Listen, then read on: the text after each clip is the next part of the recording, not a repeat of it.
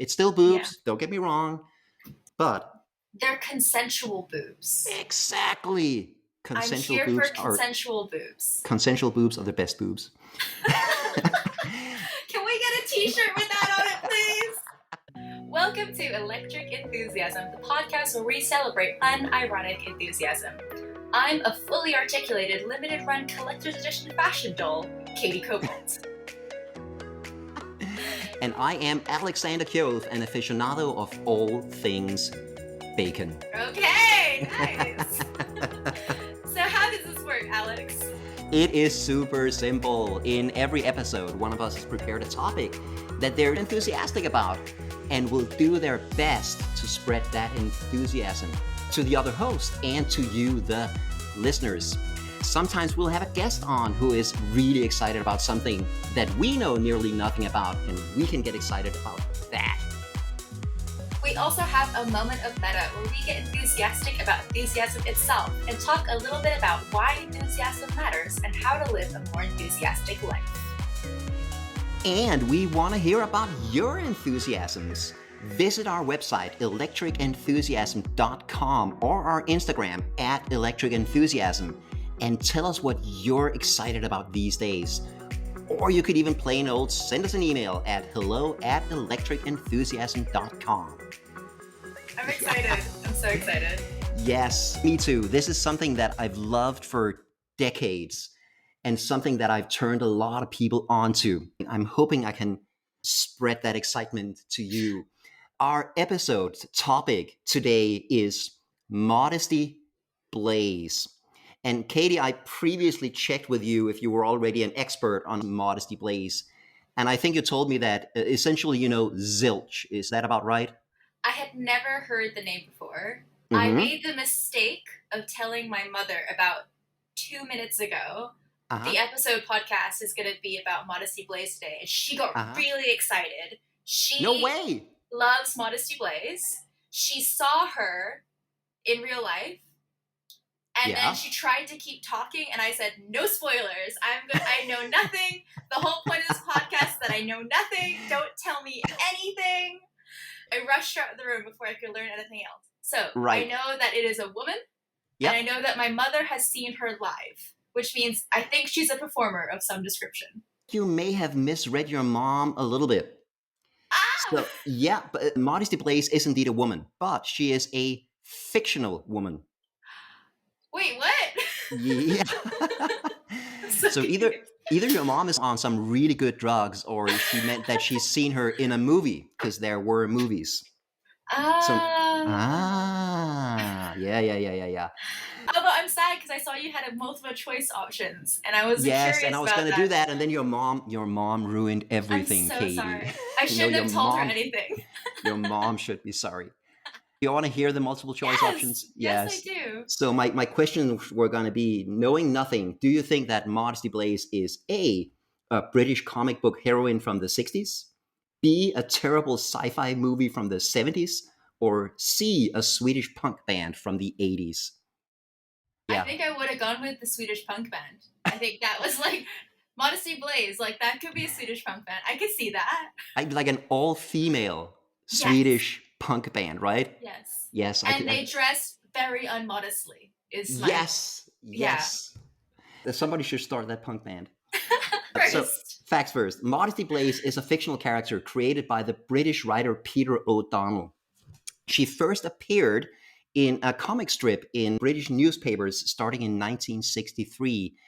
And the comic strip became super popular and was syndicated all over the world. It ran in the Detroit Free Press, for instance, in the Bombay Samachar, the Telegraph, not the British Telegraph, but the Telegraph of Calcutta, India. It ran in the Star in Malaysia and in the West Australian in Perth. It ran all over the world. So my mother probably would have seen it in the Star in Malaysia, because my mother grew up in Malaysia. That's entirely possible. Maybe that's where she saw it. Yeah. Oh, go away. That's my mother. She said she saw the movie. Hi. Spoilers. Yes. Spoilers. Go away. So from 1965 on, O'Donnell also wrote novels, 13 in all, with Modesty Blaise as the main character. The comic strips are great, but I absolutely prefer the novels. They are freaking amazing. Here's the story. Modesty is a sophisticated woman of the world. She's around 30 years old, and she has a shady past. She used to run a criminal network based in Tangiers. They ran casinos, they did robberies, break-ins, that kind of thing. Never prostitution, never drugs. She's violently against that. Her criminals actually fought against other gangs who did trafficking or prostitution or drugs or that kind of thing. So you're saying she was a bad guy, but not a bad guy. She was a good bad guy. Exactly. Bad guy, not a bad person. Exactly. She retired from that life in her late 20s, and she is crucially not white. And this is incredibly rare for the time, where every single comic strip in these newspapers had white main characters. We don't know what her heritage is. She's an orphan. Her parents were killed in a refugee camp. She is described as Eurasian. Like you, Katie. There you go. It's like I thought you might relate to that. I do relate to that. I like her already. There you go. I'm not a war orphan with a shady past. I'm a very nice childhood. She spends her childhood as a migrant around the Middle East. How incredibly relevant for these days, right?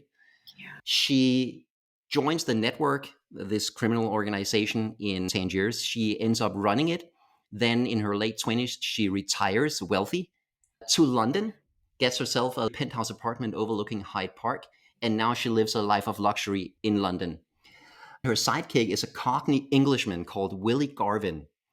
She finds him while she runs the network, and she builds him up from a self-hating lowlife to basically her lieutenant in the organization.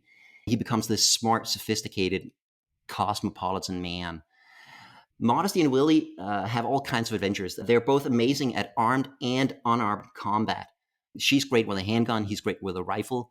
Her signature weapon is a Congo, which is this little wooden rod that you hold in your hand, and the ends protrude from both sides, and you can use that to strike at nerve centers. So she's great at that kind of thing. Cool. It's so cool. She calls it a Congo. It's also called a Yawara. This is just a real thing. Willie has many talents, but his super skill is throwing things. He's great at like throwing knives, throwing clubs, throwing whatever. In the very first story, she's living her life of luxury in London. And then she's approached by Sir Gerald Tarrant of the British Secret Service. He needs an agent to go on a mission that none of his agents can do. And he's rightly guessed that she is just super bored with her non-criminal lifestyle. So he approaches her and she agrees to go on this mission for him. Not because, she believes in British Secret Service, but because it's a good mission where she can make a difference and repay a debt. I love that trope of the retired old secret spy or war veteran or shady past criminal who's pulled out of retirement for one last heist. Like, I love that trope. That is such an excellent trope, and I'm here for it. Yes, it uses that trope, but it also subverts it because there's none of that weariness. It's not like she got sick of that life. She enjoys this a lot, and that's partly why she does it. Yeah. Yeah. All of the following stories have her and Willie go on a caper. That's what they call it, a heist of some kind, often for Tarrant, but also they sometimes just stumble into these things, or they do it to help a friend or a former business partner. And the stories are amazing. They're so cool. And in most of them, one of them or both of them will end up in a situation that just seems impossible to escape from. There is a character that has a lot of similarities, goes on these missions for British Secret Service, has a superior sort of. Who am I thinking of here? The name is Bond. The name is Bond. Exactly. Very good, Katie. And there are some similarities. They both work for British intelligence. They both came from novels by British writers. They both used high-tech devices for the time. And they both end up in seemingly inescapable death traps regularly. But there are also huge differences. And in my opinion, Modesty is much cooler and much more interesting than James Bond. Question. When did James Bond first get published? When was the James Bond series around? Is it same kind of time? Same kind of time. Same kind of. Ian Fleming wrote the first novels in the 60s. Okay. So that I think that, again, that's why there are so many similarities. Yeah. But in my opinion, Peter O'Donnell was a much better writer. So Modesty, much cooler character than James Bond, but sadly nearly unknown these days. Katie, Yes. how many times have you watched Pulp Fiction? Once. Once. Yes. I think I've seen it once. What is wrong with you? I've watched Pulp Fiction more than once, probably more than 20 times. It's one of my favorite movies. You may not remember this if you've only seen it once, but there's that scene where Butch, that's Bruce Willis's character, goes into his own apartment to pick up his dad's wristwatch, the one that his dad's friend hid up his ass for 5 years. Oh, yeah. Christopher Walken's character. Yeah. So he needs that wristwatch. And of course, the train killers are after him. And John Travolta's character, Vincent Vega, is actually in the apartment. He's on the toilet reading a book, right? And he's that reading book, a Modesty Blaise book. He's reading the first Modesty Blaise novel. Cool. Yes. So there may not be a lot of fans of Modesty Blaise, but your mom and Quentin Tarantino. The similarities between my mom and Quentin Tarantino just seem to be endless. Yes. So there are a million reasons why Modesty Blaise is amazing, but I want to mention 4 of them. And the first one is that Modesty is the leader and Willie Garvin is very much the follower. And that is incredibly rare for comic strips at the time. They either have a single male hero who's always in charge, or if there is a male-female pair, the dynamic is completely different. There is a quote that illustrates their relationship, and I think you should read it. If you could read it in a British accent, I think that would make it so much better. I will attempt. Modesty, by some strange magic, had stripped away the veneer and liberated Willie Garvin from the gnawing demons who rode on his back. For this liberation, the new Willie Garvin had made himself not her slave, for she would not allow that, but her eternal faithful follower. And though she had raised him up to become her right arm, he still sat at her feet. And there was no loss of masculinity in this. Willie Garvin was wholly convinced that sitting at Modesty's feet set him head and shoulders above any man alive, even those few who had known the gifts of a splendid body. Ooh, saucy. Sorry. What do you think? I love this. The writing, excellent. I love the combination of being her right arm sitting at his feet. This idea of not losing your masculinity. We are here for this. This idea that a man can be following a woman and there is no loss of his masculinity in this. I like this. This is some beautiful, non-fragile male ego. This is a strong male ego, and I'm here for it. Yes, and that permeates all of the stories. The closest parallel in comic strips at the time I can find is called The Seekers, which was also British, also ran in the newspapers, also started in the 60s, where, again, the 2 main characters are a man and a woman. They're called Jacob Benedict and Suzanne Dove. The dynamic between those 2 is very much that he's the impetuous one making things happen, the courageous one, the brave one. She's the sensible one. And she's secretly in love with him. Ugh, gross. Yeah. Is there a romantic relationship between Willie? Like, from this, I'm assuming no. Very much no. Yes! Yes! And not even no. There's not even a hint of it. It's just not a part of any of the stories. They actually address it directly. And they say that they have such a deep relationship that romance or sex would only ruin that. I love that. Yes. I think my number one pet peeve when I'm engaging in any media form is when they have a shoehorned romance. The worst case scenario, there was a zombie book where like the mushrooms like caused zombies. It was a very good book. But halfway through, all of a sudden the female protagonist and the closest man to her have sex. And I'm just like, why is this happening? This has no relevance to the plot whatsoever. It furthers nothing, and her character would not sleep with him. Why are they having sex? Please no. And so that makes me really happy. The fact that they have a really close personal bond, this makes me happy. Second thing, the 1960s aesthetic. And this is not like a cheesy 1960s. This is the high society 1960s. So fantastic cars, fantastic fashion, fantastic hair and makeup.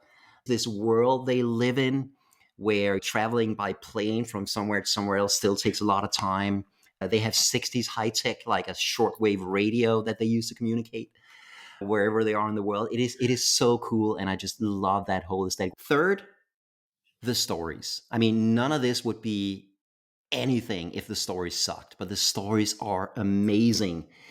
They are genuinely exciting, and the way they end up in these situations that seem impossible to escape from alive, and yet they do. It works so well, and it's so creative and new in every single one of the stories. What I appreciate about the stories is that the reason they make it through is, yes, they're good at combat. I mean, she's good with a gun, he's great with a rifle, yada yada, that's fine. But it's also because they have friends and contacts all over the world that they can rely on, that they can trust, who will help them whatever the cost. It's their skills and knowledge, some of them very obscure, so they speak a ton of languages. They know a ton of stuff. They can fly a plane, they can fly a glider plane, they can sail a boat. They have all of these skills that they picked up because they lead really interesting lives where they're always learning new things. And then most of all, the reason why they make it through is their relationship. This way they just have of understanding each other, supporting each other, using each other's skills, making each other better. That works so well. And again, underlines their deep, deep relationship. I can't think of any other couple in any other story that has that level of working well together. I like this. You're doing a great job of selling this, by the way. I'm like, okay, I'm here for the relationship. I'm here for the excitement. I'm here for the drama. Like, you're very good at this, Alex. I feel Excellent. Like you've done this before. So good. So good. Now, of course, I can't go through any of the stories and tell them because that would kind of suck. But I want to mention one of them. This actually is a short story. And I mentioned this one because these stories are not only exciting, they're often hilarious. And in this story, they've been sent to East Berlin to extract a super important scientist for Gerald Tarrant. And he's very reluctant to go. They make up this plan where he's supposed to hide in the boot of a car, and he refuses. So how do you get a reluctant Japanese scientist across the border into West Berlin? Here's what they do. They travel to East Berlin in secret identities as Swedish antique collectors. Yeah. And as part of their cover, they find this barn with a lot of stuff left over from a traveling circus. And in that, they also find a cannon from a human cannonball act.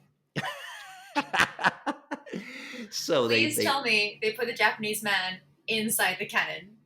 Please. Yes, that is exactly what they do. They load it on a truck. They sedate the guy. They wrap him up tightly. They load him in the cannon. They've communicated with Tarrant. So on the other side, they make a fake movie production. They put up a net to catch him, and they shoot him across the Berlin Wall, and he lands in the net on the other side. I thought they were just going to smuggle the cannon across the border. I didn't think they were going to shoot the dude. That seems so extreme. Even better. And Willie is super proud of himself because he came up with that idea. Then the Japanese scientist gets taken in for debriefing. And it turns out he's not that Japanese scientist. He was actually a spy all along. His mission was actually to expose the network of spies in East Berlin.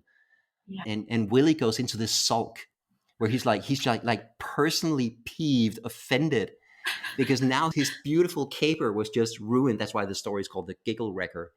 And everyone around him is like, well, the mission still worked. And he's, no, it's not the same. I can't explain it.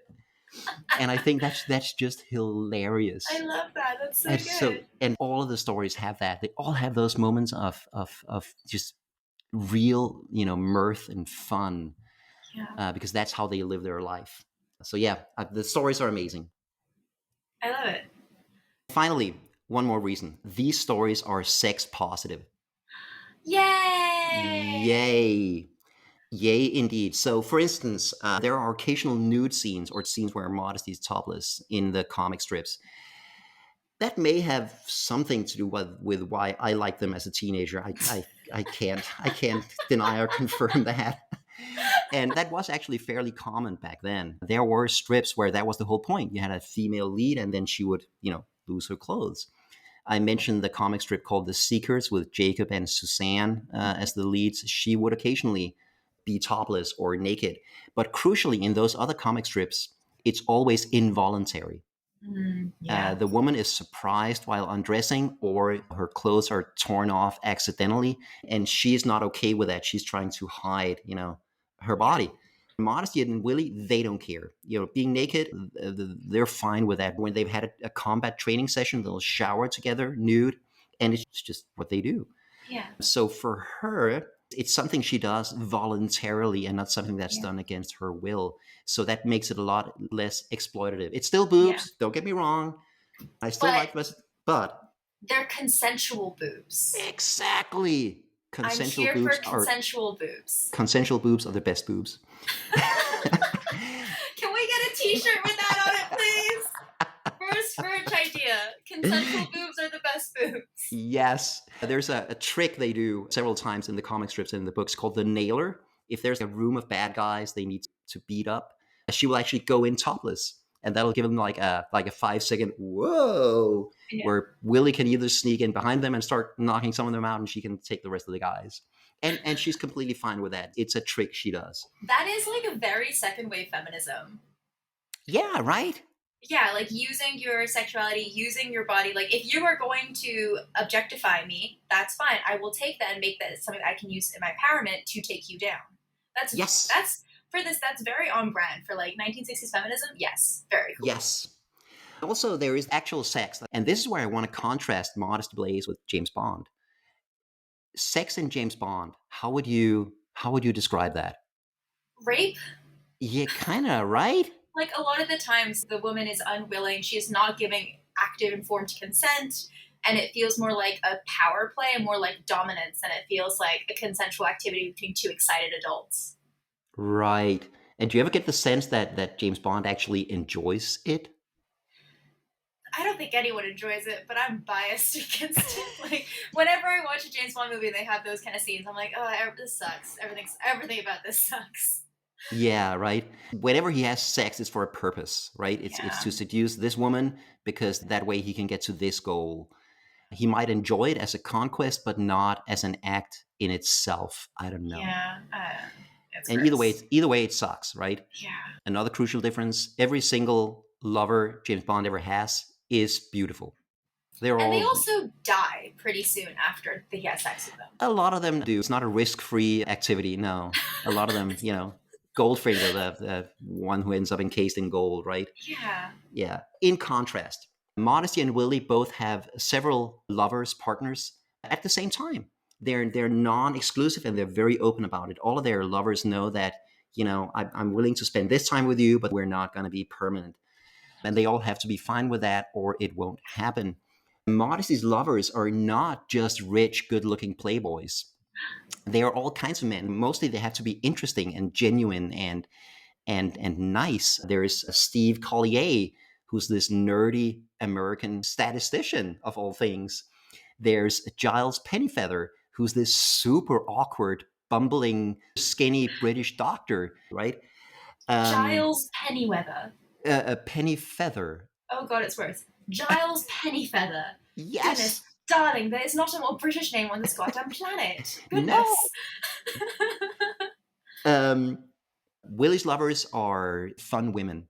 I think that's what he goes for. Just women who are fun. They don't need to be smart. They don't need to be sophisticated. They need to be fun. And crucially, they have fun with their partners. And that's part of what's missing from James Bond's conquest is the element that this is actually fun, right? Yeah. So this idea that sex is fun, that sex is something, nice, is really rare, even in more modern media. Did you ever watch Beverly Hills 90210? Why did you? No. Okay. In my defense, when I was a kid, Danish television had 2 channels, so you watched whatever was on one of them, okay? And I actually liked Beverly Hills 90210 back then. Don't judge me. You're right. Rule number 1, don't yuck someone else's yum. You're right. You never watched it? No, never. I have no idea what it's about. Okay, it's these teenagers in high school in Beverly Hills, zip code 90210, okay? And at one point in one of the episodes, Brenda has sex for the first time with Dylan, her longtime boyfriend, and nothing bad happens. They enjoy it, And that's it. Scandal. Right? So what happened was that the advertisers went to the writers and say, you need to make her pay for this. And they wrote in a pregnancy scare. That was never part of the plan, but bad consequences had to occur now that she'd had sex. Listeners of the podcast who could not see me, I just did the biggest eye roll physically possible. This is like in Buffy, how after her and Angel finally have sex, like, he becomes a fucking evil vampire again. Because, you know, young women aren't allowed to have enjoyable sex. That's not allowed. No, exactly. And actually, I think the trope goes beyond that. This is something I've noticed, and I've tried to research if this is like a famous trope that other people have identified. I can't find anything on it. So if it is a thing, I want it named after me, the Alexander. I don't know if you want that named after you, mate. No. The trope is wider. So here's what I've noticed in a lot of media, and specifically American movies and TV shows. Whenever someone enjoys anything, that must lead to bad consequences. Yeah. You see two people driving along in a car, listening to music, singing along, having a good time. Their car will hit another car. Yeah. You see somebody leaving their home to go do something fun. Meanwhile, their home burns down. It's not that it happens every time, but it happens shockingly often. Yeah, I think it's like the idea of lulling your audience into a false sense of security, and then it makes the bad thing feel worse as a writer. I think that's why they do it. But I also think there is an underlying puritanical element. Whenever you enjoy something, God is watching and he will punish you. That was another eye roll for those who couldn't see it. Because heaven forbid someone enjoys themselves. How very dare we? Yes. So in the Modesty Blaise stories, there is none of that. They enjoy the hell out of their lives. They go do a lot of things just because they're fun. And a lot of the time, that is why they survive. That is why they make it out of a sticky wicket. Because they had picked up this skill, because they had made that friend. Sorry, I am listening. I'm just stuck on sticky wicket.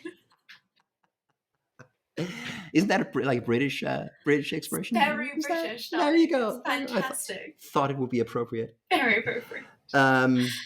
Just one final comment on the whole sex thing. All of their sex is consent based. Willie is a big guy, very muscular. He's very tender, very protective of his girlfriends.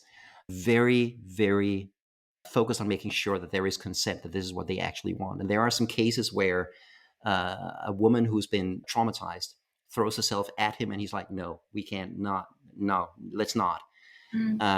Because consent is a thing for both of them. And also in the cases where some of Modesty's lovers get jealous and want exclusive status, we can't do that, then we just can't be together. You have to consent to this way of being together.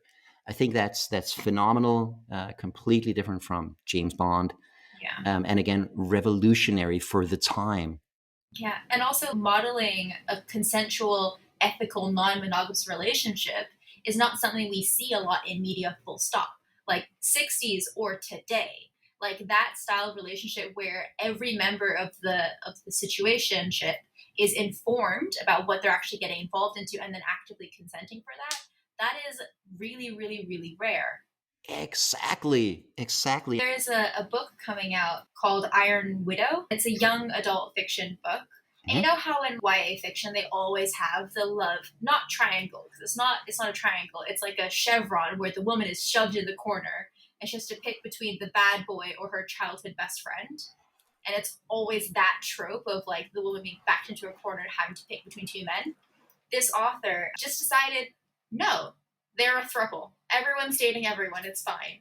I refuse to have another freaking corner relationship in a YA fiction.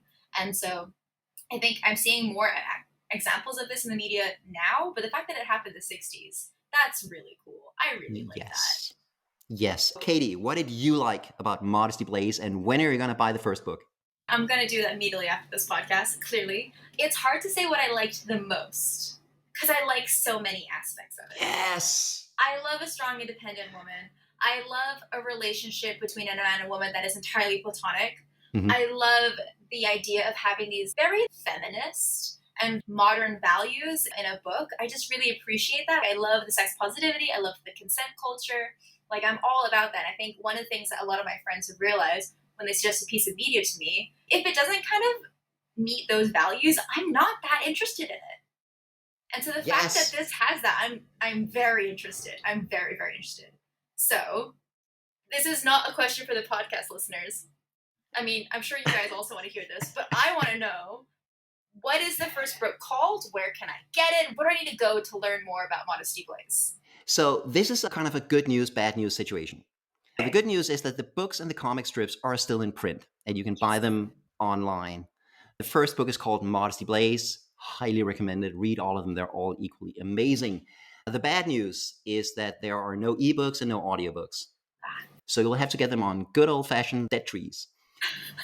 There are also movies, like your mom mentioned, and your mom apparently saw one of them. That's also a good news, bad news situation, because there were 3 movies made, one in 1966, one in 1982, and one in 2003. That's 2000... so recent. Whoa, how did I hear about that one? I was alive for that one. I'll tell you why I didn't, because they suck. They are each in their own way shockingly bad. The 2003 one even stars Nikolaj Coster-Waldau, a Danish actor, the guy who played Jaime Lannister in Game of Thrones. And he's a great actor. I haven't seen the movie. I've seen a few clips on YouTube. It is so bad. The first one, the 1966 one, stars Monica Vitti, an Italian actress who actually did not speak English, so she had to learn all of her lines phonetically. Oh, God, no. And it gets worse. It gets worse. In the books, Modesty and Willie never have anything romantic going on. The movie ends with, of all things, a musical number where they declare their love for each other.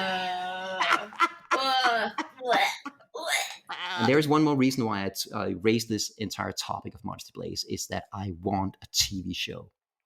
I want a good, high value, high production Modesty Blaise TV series. Hey, Netflix, I know you're listening, because clearly you're listening. Netflix, what's up? What's up, Netflix? Exactly, Netflix, we need to talk.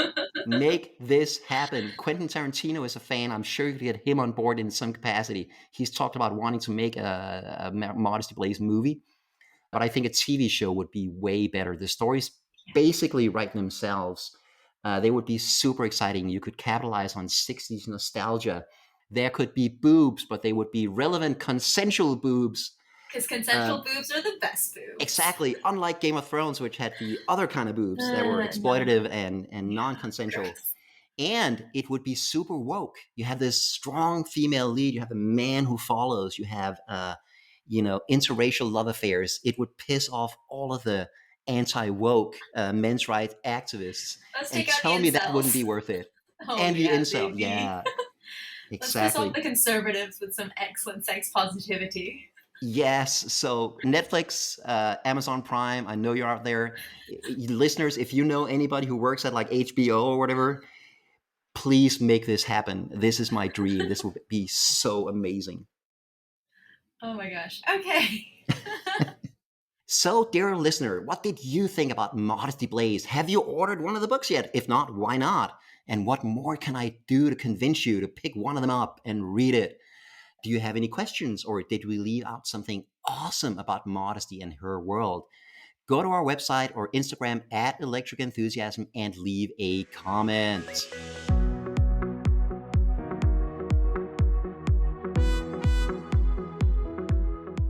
So, Alex, we are getting extraordinarily meta in our moment of meta, because we've named our delightful little foray into the world of podcasts Electric Enthusiasm. Which is the awesome name that you came up with. Thank you very much. I remember after our conversation with Jonathan Stout, I was absolutely buzzing. I truly felt that electricity that we've named this podcast for. However, this is not the only thing named Electric Enthusiasm. So I've just sent you some photos. Can you have a look at them and describe for me what you are seeing? Is that some sort of sex doll or... What? I think this is delightful. You clearly don't know what a sex doll looks like. Can you describe her for me? What is she wearing? What is her hair? What is her makeup? So we have a kind of a Barbie doll situation going on. It's hard to estimate how big it is. Super skinny, very fashionable, long blonde hair, good makeup, kind of like a business look. There's an attaché case. There's a dress that could easily be worn in the office. Very stylish, very fashionable. That's what I'm seeing. So this is Dominique Makeda, the dress doll, and her title, her name is clearly Dominique, but the name that you get on the box with her is Electric Enthusiasm. Ooh. I found out most of this information from a blog post from June 28, 2015. There is a brand of toys called Integrity Toys that do a line of fashion dolls called the New Face Trademark Collection. That's NU full stop face trademark. And each year they release a line of dolls that are all like fashion dolls, essentially. And so we share the name with a fashion doll from 2015. Any chance we can write them and find out why they tagged that doll Electric Enthusiasm? We should find out, right? We should definitely. I'm down to contact them and find out. I'm super curious. Get on it, Katie. A little bit of background about Integrity Toys from their website. It was founded in 1995 by Percy Newsom. Integrity Toys is a family-owned business. This is why I think we can contact them. It's apparently a family-owned business. It's not like Mattel or something. No, exactly. And they're based in it's based in Maryland. I'm not even. They started the company. It's Chesapeake City. Chesapeake. There we go. Thank you. Chesapeake City, Maryland. You know how like some people are very American centric? I'm not. Yeah. Chesapeake. That's how you spell Chesapeake? Chesapeake. I learned something new today. There you go. Anyway, with the absolute lack of diversity in the doll industry at the time, Percy's dream was to build a company that would display a balance showing respect and appreciation to all cultures. It's all about showing a different bunch of ethnicities and socioeconomic backgrounds. That was the original goal in 95 for this company. However, wow. No. Today, okay. They now exclusively specialize in collector's items. Our namesake doll, Miss Dominique Electric Enthusiasm, had a limited run of only 600 dolls and originally sold for $135, not including shipping. What? How many did you buy? I did find one. I found one on sale. If you want to, we could buy one. There's one on eBay from South Korea, and she's selling for $250 US, not including shipping. I suggest we don't. You don't want to collect your doll? I don't know. Why? I think that the next obvious solution for us is to find somebody who collects fashion dolls. Yes. And have them explain this enthusiasm to us. Yes. Ideally, I want someone who owns this doll to come on this podcast and talk to me about it. That would be amazing. We absolutely need to do that. Yeah. I think that's our new white whale of a guest, is to find somebody who owns Electric Enthusiasm to come on this podcast and talk enthusiastically about Electric Enthusiasm. Beautiful. The meta-ness. It was really interesting to me because I'd actually heard the name Integrity Dolls before, and it took me freaking ages to figure out why that name rung a bell to me. Uh-huh. So for any super fans of RuPaul's Drag Race out there, Integrity Dolls is the company which makes the RuPaul dolls. So RuPaul is a drag queen. I don't know how much you know about RuPaul, but they have 3 dolls, all designed by Jason Wu for Integrity Toys. And the reason I know about them is because I follow a different drag queen called Trixie Mattel, who is a doll collector, who has a RuPaul doll. And she talked about her RuPaul doll on her YouTube channel, which is why I knew of Integrity Toys. It's a weird little circle I found myself in here. I love it. Dolls all around. Yeah. And so, dear listeners, if you are wondering if there's any connection between this Electric Enthusiastic podcast and the fashion doll Dominique Makeda from Integrity Toys, no. The answer is no. Well, technically the answer is not yet. Ooh, touche. And that is your moment of meta, in which I got externally meta about our name. Because after we picked the name, I Googled it, and then I was like, oh, okay.